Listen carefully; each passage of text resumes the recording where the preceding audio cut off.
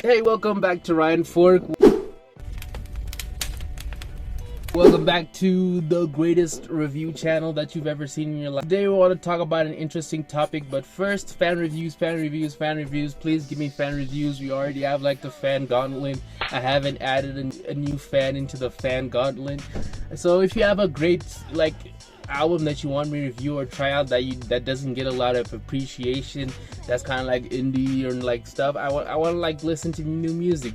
I want to listen to like the most interesting music that you've listened to, and at the end of the year we'll just see who has like the best music taste. Let's get into it. This video is the top 5 most infuriating albums that I've ever listened to. These are albums that make my blood boil, like make me mad and shit. Like these albums, like they just have these specific things. I'm not talking about bad albums.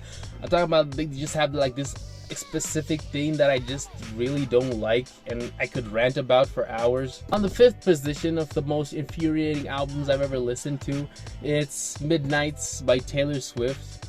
Like, this album, it's not because it's a bad album, which it kind of is. It kind of is a bad album, but then like it's so incredibly boring. Like, it's so boring to the point where like I'm starting not to understand what the mainstream likes. Because like at first I thought it was like anything that just catches your attention, but this record just like does the complete opposite. It kind of like murders your attention. And I'm not saying Taylor Swift's a bad artist. I think she's so talented. I think she's like one of the best songwriters in mainstream pop, and I think she's kind of underrated on some points. But then this record is just a complete miss on all fronts. There are no good tracks outside of like the singles, and I don't understand the hype. Like it filled the whole Billboard top 10. Like I don't understand. Number 4, it's How to Capture Playful by Pink Navel and Kenny Siegel. This is an indie record that I heard last year, and oh my god, I just have so much I could rant about this record.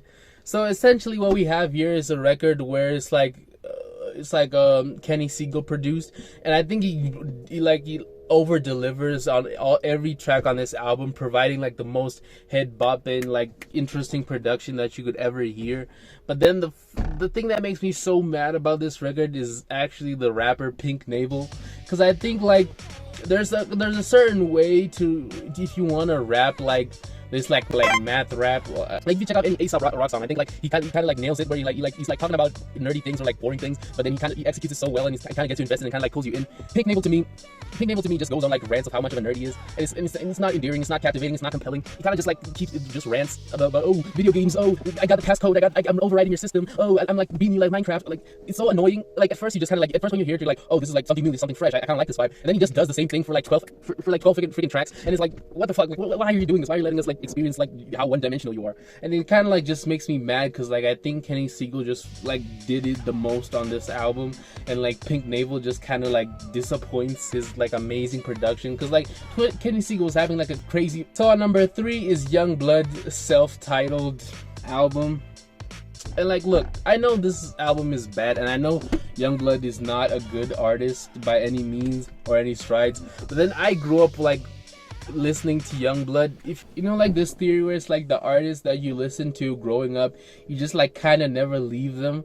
Like, even though you might go on to listen to like the greatest music that's ever made, you kind of like have a soft spot for one of those crappy artists that you used to listen to as a kid. And that kind of like what Youngblood was to me. I at least admired his attempt to try to be like game-changing, try to be revolutionary, while at the same time like being a bit mediocre, a bit generic, a bit like playing a character.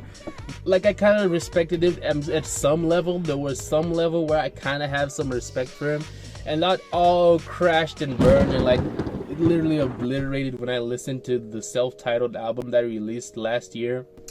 If anything, if you want to know like what this record is about, it's basically Youngblood like literally slapping every single fan that has ever liked him in the face. It's like he's kind of like when you like listen to it and like read into the lyrics, you kind of just find out like he's literally just making fun of anyone who kind of like has an appreciation for the pop rock field and like the punk rock and stuff. Like he's literally like just like being the most offensive. He's like making the most offensive music to anyone who kind of likes or like prefers this type of music.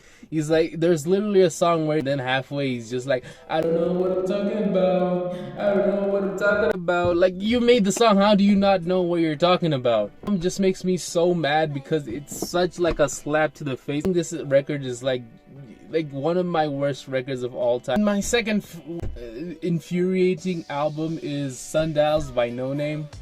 Like, this album kind of like blew up critically like last year. Everyone was talking about it. It was like, this is one of the greatest rap albums ever made. This is so good. This is so beautiful. It's so nice. And like, I just have like one criticism. And a lot of people like kind of like jumped in to point out the hypocrisy and like the bigoted like information that No Name kind of like spills across this record, and that never really ever like crossed my mind to why I don't like the record. Like, that's not the reason why this record is bad. That's not the reason why it's like a disappointing record. That's not even in my top 3 reasons.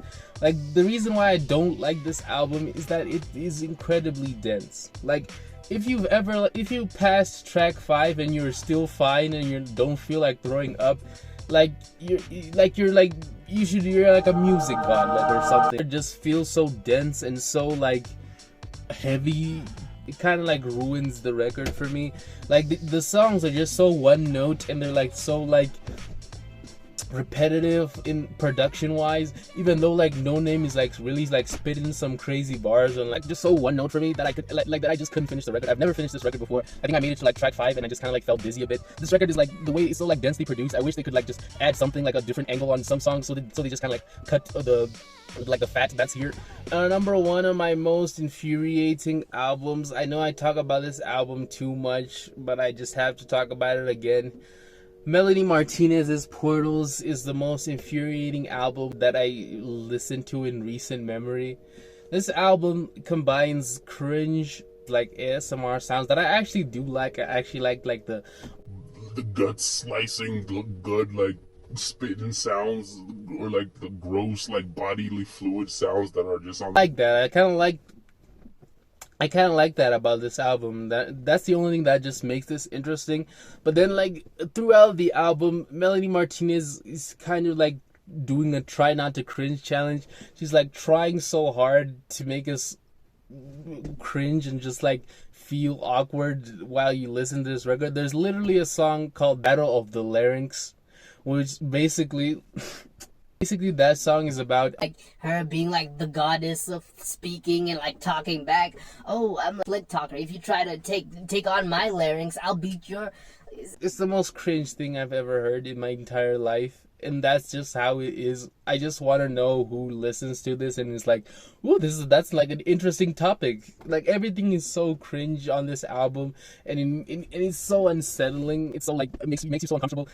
It's like being on a subway bench and then there's like this homeless guy that's peeing next to you. Like, it's so, that's like the best way I could describe listening to this album. So yeah, if you like this video, smash the like button, press subscribe. So yeah, thank you for watching. Thank you for watching.